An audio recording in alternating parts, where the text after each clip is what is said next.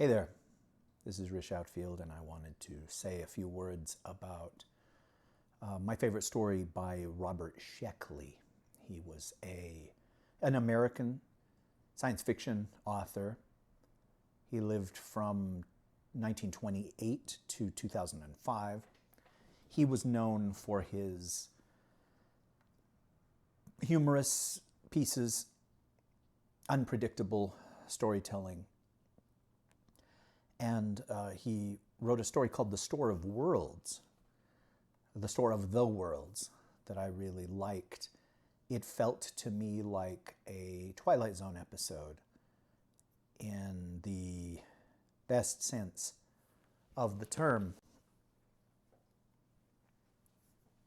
It's a story that I first heard on a podcast, on the Drabblecast, which is known for its strange stories by strange authors for strange listeners like yourself.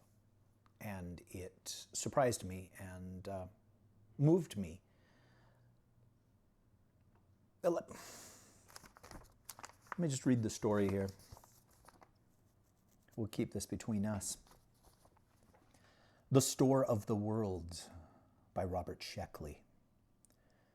Mr. Wayne came to the end of a long, shoulder-high mound of gray rubble, and there was the Store of the Worlds.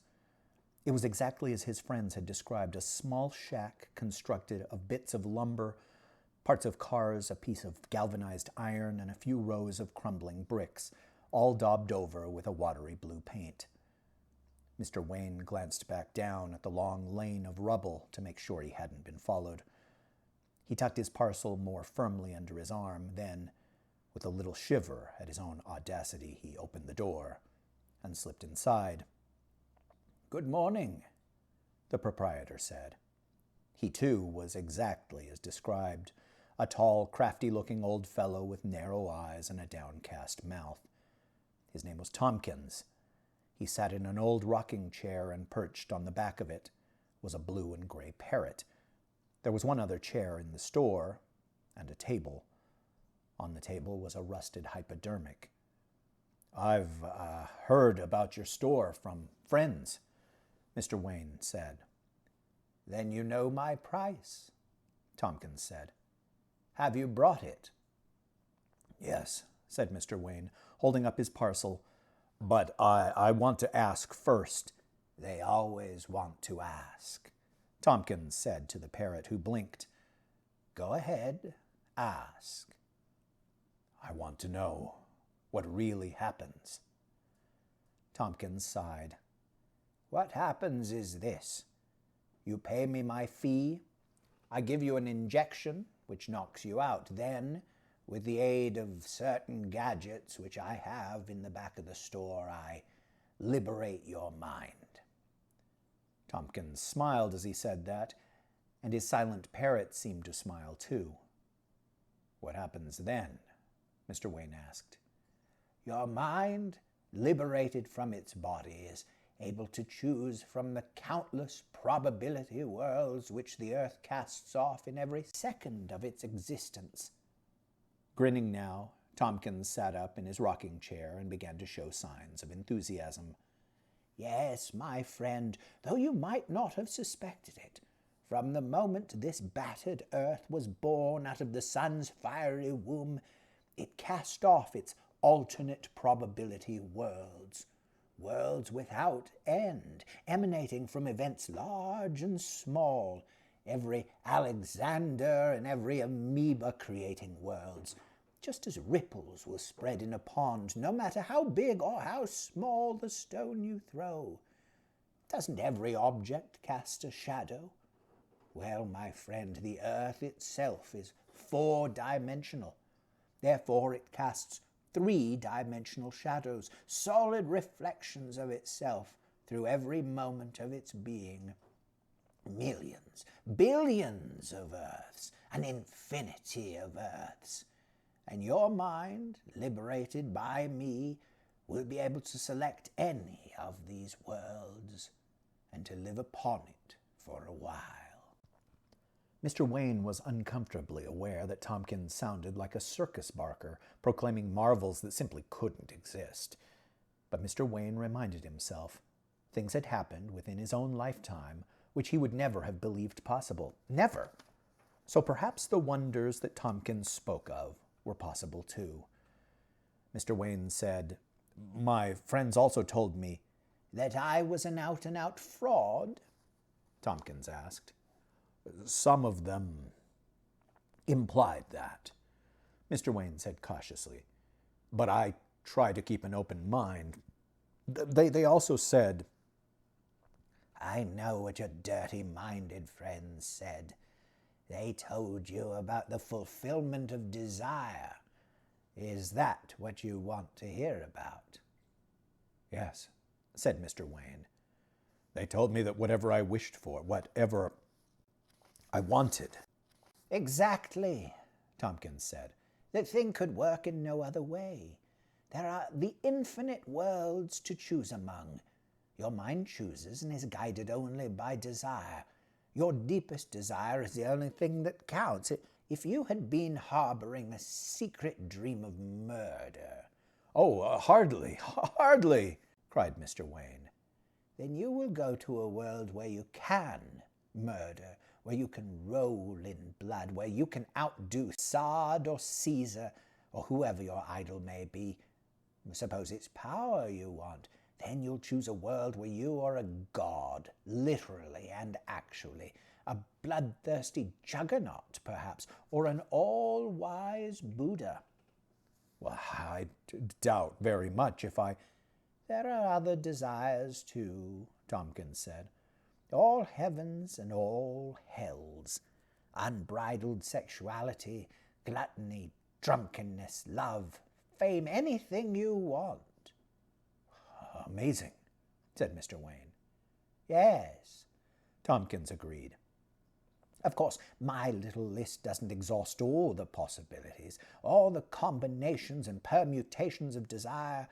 For all I know, you might want a simple, placid, pastoral existence on a South Seas island among idealized natives." "That sounds more like me," Mr. Wayne said, with a shy laugh. "But who knows?" Tompkins asked.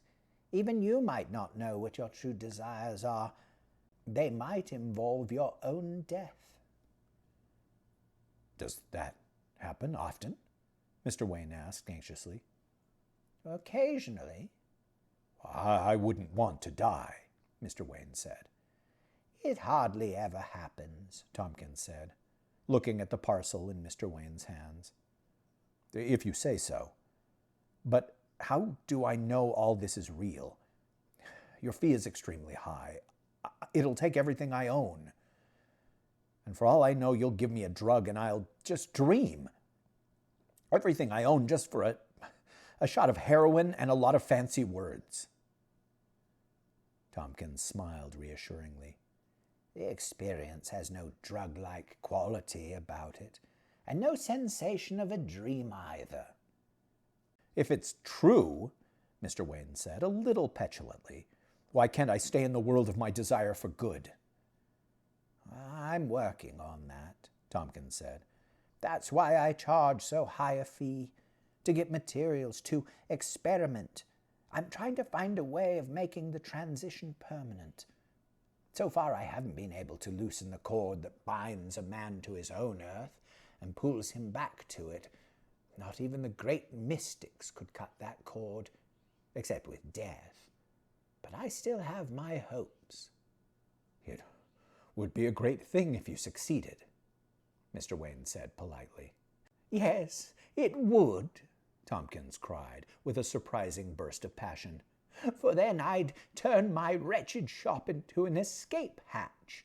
My process would be free then, free for everyone. Everyone would go to the earth of their desires, the earth that really suited them, and leave this damned place to the rats and worms." Tompkins cut himself off in mid-sentence and became icy calm.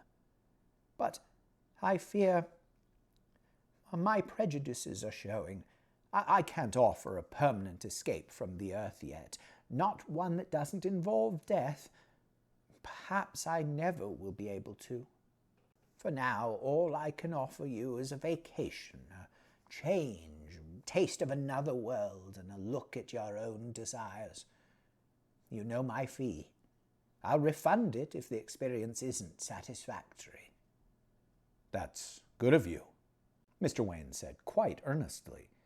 "But there's that other matter my friends told me about. The 10 years off my life." "That can't be helped," Thompson said, "and can't be refunded. My process is a tremendous strain on the nervous system, and life expectancy is shortened accordingly. That's one of the reasons why our so-called government has declared my process illegal." "But they don't enforce the ban very firmly," Mr. Wayne said. "No. Officially, the process is banned as a harmful fraud. But officials are men, too. They'd like to leave this earth just like everyone else." "The cost," Mr. Wayne mused, gripping his parcel tightly. "And 10 years off my life for the fulfillment of my secret desires. Really, I must give this some thought." "Think away," Tompkins said indifferently. All the way home, Mr. Wayne thought about it. When his train reached Port Washington, Long Island, he was still thinking. And driving his car from the station to his home, he was still thinking about Tompkins' crafty old face and worlds of probability and the fulfillment of desire. But when he stepped inside his house, those thoughts had to stop. Janet, his wife, wanted him to speak sharply to the maid, who had been drinking again. His son Tommy wanted help with the sloop, which was about to be launched tomorrow, and his baby daughter wanted to tell him about her day in kindergarten. Mr. Wayne spoke pleasantly but firmly to the maid. He helped Tommy put the final coat of copper paint on the sloop's bottom, and he listened to Peggy tell about her adventures in the playground. Later, when the children were in bed and he and Janet were alone in their living room, she asked him if something were wrong. "Wrong?" "You seem to be worried about something," Janet said. "Did you have a bad day at the office?"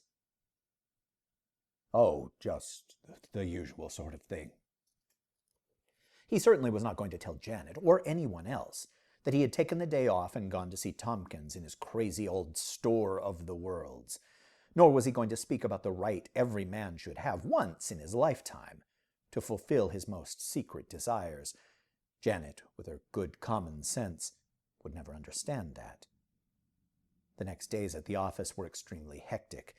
All of Wall Street was in a mild panic over the events in the Middle East and in Asia, and stocks were reacting accordingly. Mr. Wayne settled down to work. He tried not to think of the fulfillment of desire at the cost of everything he possessed. With 10 years of his life thrown in for good measure, it was crazy. Old Tompkins must be insane. On weekends, he went sailing with Tommy. The old sloop was behaving very well, making practically no water through her bottom seams. Tommy wanted a new suit of racing sails. but Mr. Wayne sternly rejected that. Perhaps next year, if the market looked better. For now, the old sails would have to do. Sometimes at night, after the children were asleep, he and Janet would go sailing. Long Island Sound was quiet then and cool. Their boat glided past the blinking buoys, sailing towards the swollen yellow moon. "I know something's on your mind," Janet said. "Darling, please." "Is there something you're keeping from me?" "Nothing." "Are you sure? Are you absolutely sure?" "Absolutely sure." "Then put your arms around me." "That's right." And the sloop sailed itself for a while. Desire and fulfillment. But autumn came, and the sloop had to be hauled. The stock market regained some stability, but Peggy caught the measles. Tommy wanted to know the differences between ordinary bombs, atom bombs, hydrogen bombs, cobalt bombs, and all the other kinds of bombs that were in the news. Mr. Wayne explained to the best of his ability, and the maid quit unexpectedly. Secret desires were all very well. Perhaps he did want to kill someone, or live on a South Seas island. But there were responsibilities to consider. He had 2 growing children, and a better wife than he deserved. Perhaps around Christmas time. But in midwinter, there was a fire in the unoccupied guest bedroom due to defective wiring. The firemen put out the blaze without too much damage, and no one was hurt. But it put any thought of Tompkins out of his mind for a while. First, the bedroom had to be repaired, for Mr. Wayne was very proud of his gracious old house. Business was still frantic and uncertain due to the international situation. Those Russians, those Arabs, those Greeks, those Chinese, their intercontinental missiles, the atom bombs, the Sputniks. Mr. Wayne spent long days at the office, and sometimes evenings too. Tommy caught the mumps. A part of the roof had to be reshingled, and then already it was time to consider the spring launching of the sloop. A year had passed, and he'd had very little time to think of secret desires, but perhaps next year. In the meantime... "Well," said Tompkins, "are you all right?" "Yes, quite all right," Mr. Wayne said. He got up from the chair and rubbed his forehead. "Do you want a refund?" Tompkins asked. "No. The experience was quite satisfactory." "They always are," Tompkins said, winking lewdly at the parrot. "Well, what was yours?" "A world of the recent past," Mr. Wayne said. "A lot of 'em are. Did you find out about your secret desire? Was it murder or a South Seas island?" "I'd rather not discuss it," Mr. Wayne said, pleasantly but firmly. "A lot of people won't discuss it with me," Tompkins said sulkily. "I'll be damned if I know why." "Because, well, I think the world of one's secret desire feels sacred somehow. No offense. Do you think you'll ever be able to make it permanent? The world of one's choice, I mean." The old man shrugged his shoulders. "I'm trying. If I succeed, you'll hear about it. Everyone will." "Yes, I suppose so." Mr. Wayne undid his parcel and laid its contents on the table. The parcel contained a pair of army boots, a knife, 2 coils of copper wire, and 3 small cans of corned beef. Tompkins' eyes glittered for a moment. "Quite satisfactory," he said. "Thank you." "Goodbye," said Mr. Wayne. "And thank you." Mr. Wayne left the shop and hurried down to the end of the lane of gray rubble. Beyond it, as far as he could see, lay flat fields of rubble, brown and gray and black. Those fields, stretching to every horizon, were made of the twisted corpses of cities, the shattered remnants of trees, and the fine white ash that once was human flesh and bone. "Well," Mr. Wayne said to himself, "at least we gave as good as we got." That year in the past had cost him everything he owned, and 10 years of life thrown in for good measure. Had it been a dream? It was still worth it. But now he had to put away all thought of Janet and the children. That was finished, unless Tompkins perfected his process. Now he had to think about his own survival. With the aid of his wrist geiger, he found a deactivated lane through the rubble. He'd better get back to the shelter before dark, before the rats came out. If he didn't hurry, he'd miss the evening potato ration.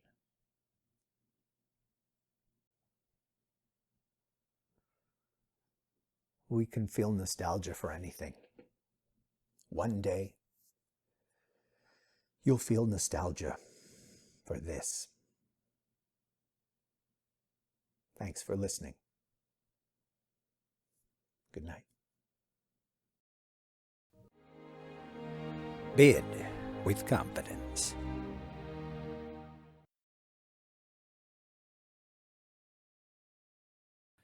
Tommy cut the mumps. A part of the roof had to be re-shingled.